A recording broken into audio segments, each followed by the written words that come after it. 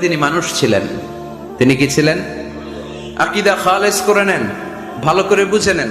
আল্লাহর হাবিব কি জিন ছিল? সবাই বুঝেন নাই বোধহয় কথা। আল্লাহর হাবিব কি জিন? উনি কি ফেরেশতা? উনি কি মানুষ? তবে আমাদের মতো সাধারণ মানুষ না, তিনি অসাধারণ মানুষ। তিনি মানব, কিন্তু যেন তেন মানব নন, তিনি মহামানব। তিনি নবী, কিন্তু সাধারণ নবী নন, তিনি মহানবী। সুবহানাল্লাহ পড়েন। আল্লাহ কোরআনে বললেন, কুল ইন্নামা আনা বাশারুম মিসলুকুম ইউহা ইলাইয়া আন্নামা ইলাহুকুম ইলাহুন ওয়াহিদ।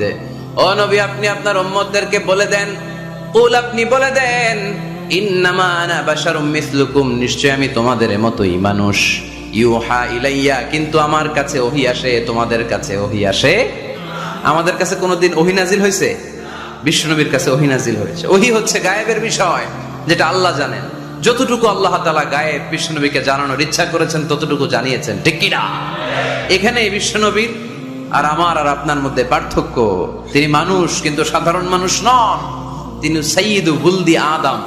আদম আলাইহিস সালামের যত সন্তান পৃথিবীতে এসেছে সবার মধ্যে তিনি শ্রেষ্ঠ।